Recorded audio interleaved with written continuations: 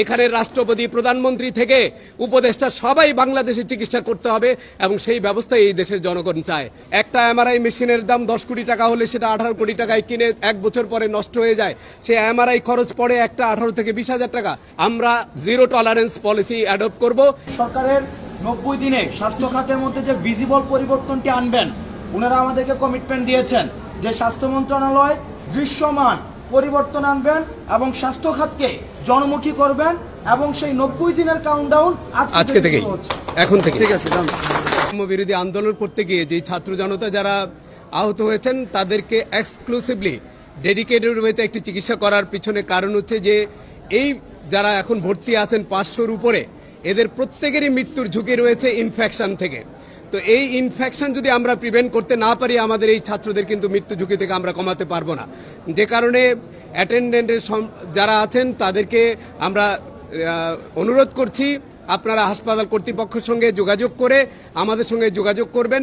আপনারা যেটি ওনারা বললেন, প্রত্যেক পরিচালক, প্রত্যেক স্বাস্থ্য ব্যবস্থাপককে আমরা বলেছি, আপনাদের যদি সার্ভিসে কোনো গ্যাপ থাকে, আপনাদের যদি দুর্বলতা থাকে, আপনাদের ট্রলিম্যান যদি টাকা নেয়, আপনাদের পরীক্ষা নিরীক্ষা করতে যদি তারা নিগ্রহের শিকার হয়, ব্লাড ব্যাংকে যদি নিগ্রহের শিকার হয়, তাহলে ছাত্র জনতা কিন্তু আপনাদের উপরে কোনোভাবে ছেড়ে দিবে না। সুতরাং আপনারা আপনাদের অবস্থান থেকে প্রত্যেক পরিচালক স্ব অবস্থানে তার দায়িত্ব যথাযথভাবে পালন করেন।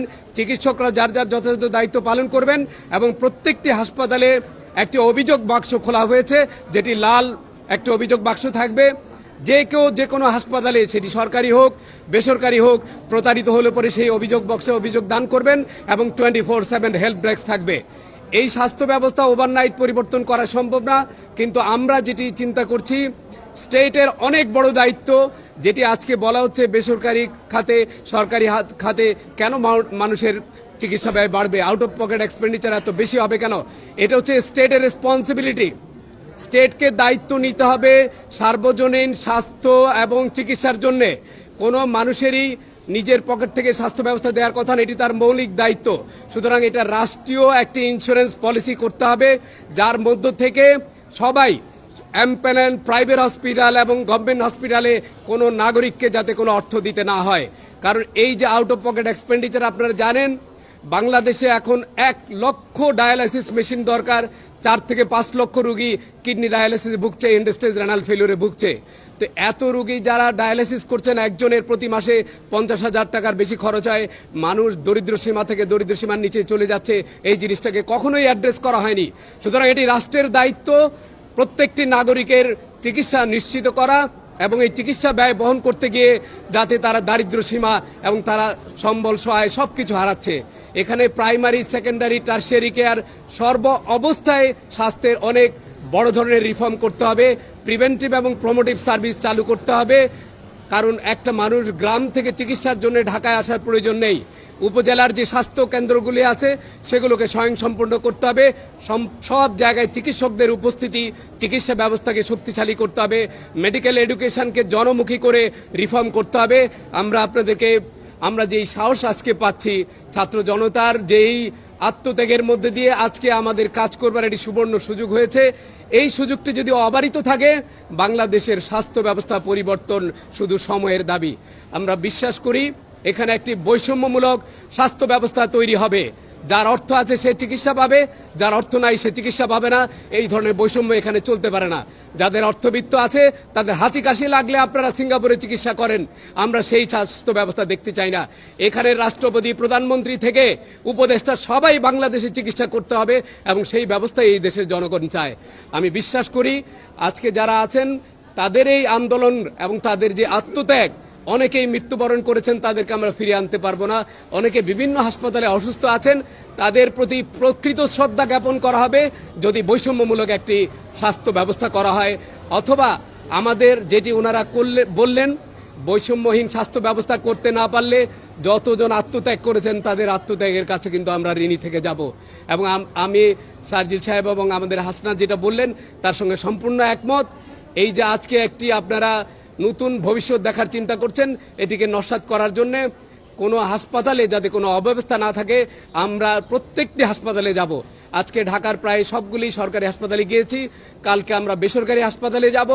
এরপর ঢাকার বাইরে যত হাসপাতাল আছে চিটাগং, রাজশাহী, সিলেট, ময়মনসিংহ সমস্ত বিভাগীয় হাসপাতালে আমরা একে একে যাব এবং আমি এটিও পরিষ্কার করে দিই, আমাদের যদি কোনো health manager, director, doctor, nurses অথবা কর্মচারী আপনারা যদি দায়িত্ব পালন না করেন, মধ্যস্বত্বভোগীর কাছে আপনারা শরণাপন্ন হন, কোনো সরকারি হাসপাতালে যদি বাইরের থেকে কোনো পরীক্ষা নিরীক্ষা করা হয় অথবা কোনো রুগীকে বাইরের থেকে মেডিসিন কিনতে দেওয়া হয়, ছাত্র জনতা আপনাদেরকে ছাড়বে না।